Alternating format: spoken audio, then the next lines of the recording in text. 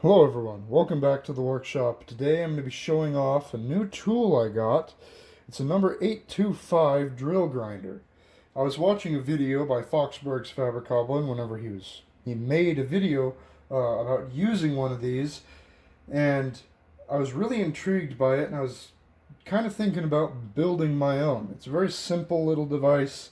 There's not a lot of moving parts, but I looked online and realized they were only 20 bucks to buy, so I just got one. Now it sharpens drills from 1/8 inch all the way up to 3/4 inch, and very versatile. You can theoretically put a really long drill in there, but I would probably limit it to about 6 inches. You can sharpen, or you can change the angle from pretty steep, or pretty shallow in this case, to pretty steep, almost 90 degrees. Or you can just set it to 118. It has little nubs down here that lock into a notch. I have it locked into 118 degrees right now. Now, one issue that Foxberg's Fabricoblin was having is this thing just wasn't very rigid. His wasn't, at least. This one, I don't know if it's a different model or if it's... I think it's a different one, because this one is very, very rigid, especially because I have it bolted to forklift tine, and I have the grinder bolted, or not bolted, but clamped to the forklift tine and a very heavy table.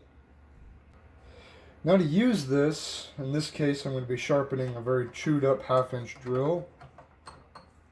Here you go. Oh, very chewed up. To use it, you simply clamp your drill into the jig. There's a little nub on the very end that you line up with the land, or the flute. Make sure it's parallel, or not parallel, but straight up and down.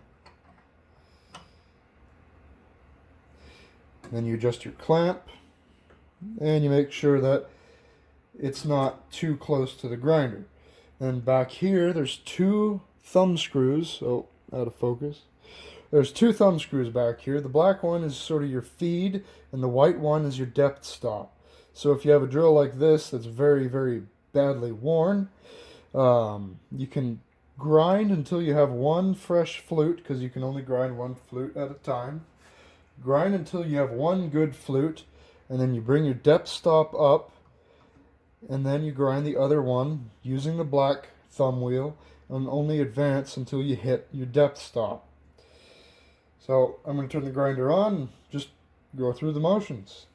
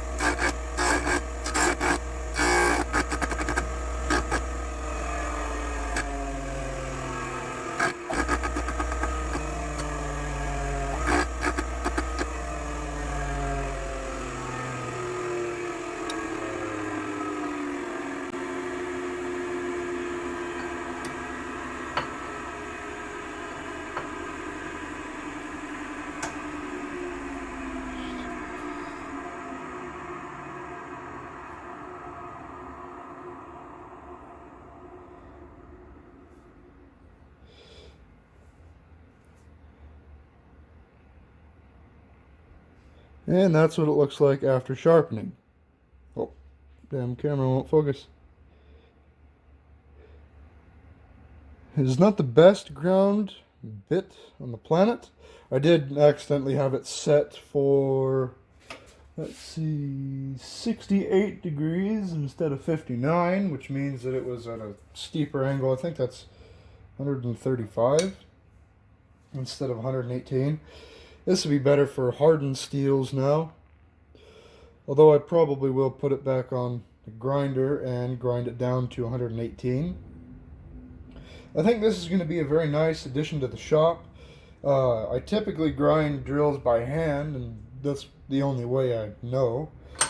But with this, it's going to be so much nicer to get a more consistent grind and be able to trust my grinds more. Sometimes, doing it by hand, if you're not very experienced, it's kind of shoddy and it's kind of witchcraft. Hopefully this way it adds a bit more rigidity and precision into the mix whenever you're grinding drills. Now I'm going to show how quickly you can go from a really big, or not really big, but a bigger drill bit for a home shop, a 1/2 inch, down to something a bit more home shop size, like a 3/16 inch end mill, or not end mill, drill. All you got to do is loosen up a couple of screws here. This grinding attachment, it's on the wrong side. I think it should be on the left, or the right hand side, sorry. And so it's backwards. It's turned around. All the controls, not controls, but knobs and such are on this side. And so I have it on the wrong side. But it still works and still does the job just fine.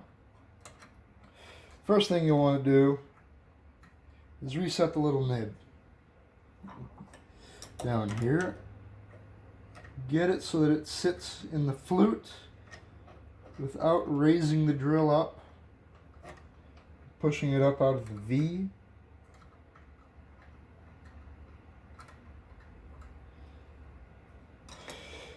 Then you can just clamp it.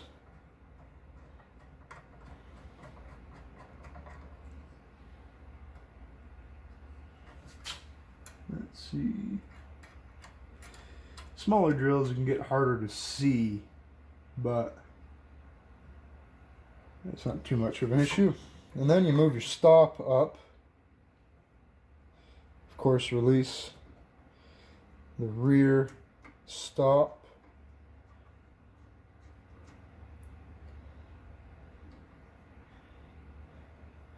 And then just adjust the whole grinder so that it's a bit closer. With smaller drills, you got to be a bit closer.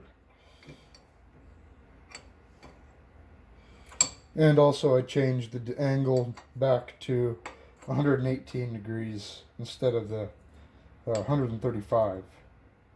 So that change in angle also means I need to get a bit closer.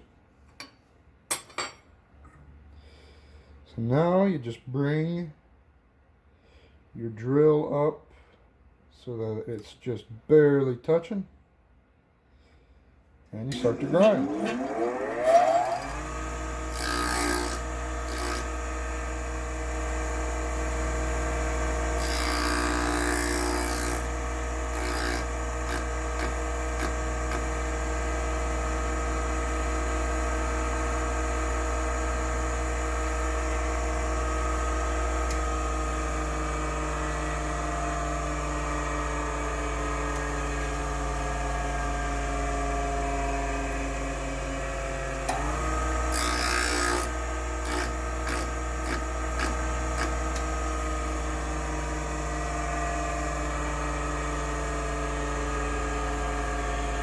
And there's your grind.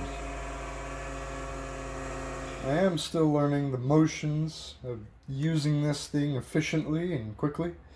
It's so beautifully simple, but it does take a bit of getting used to and kind of understanding its little quirks. If you're only touching up a drill or the drill is quite small, you don't even need to really use this feed system at the back. What you can do is just use the black knob to advance on one flute, get one flute cleaned up or one cutting edge cleaned up, then lock this in place, this backstop, flip your drill over to the other flute and then grind it.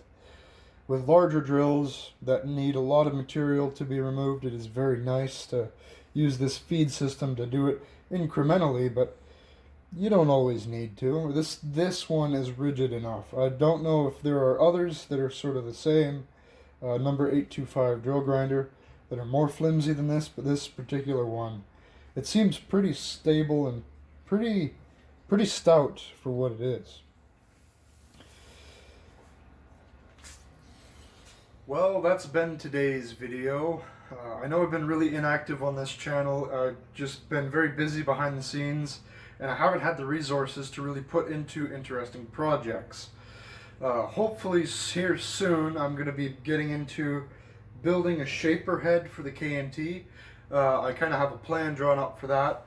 I'm also planning on forging out a bench vise, just a 4-inch bench vise, just kind of for fun and kind of to see if I could do it. Along with those videos, I also have a couple of other ideas. So like and subscribe if you want to stick around for those whenever they get out, whenever those videos come out. And have a good day.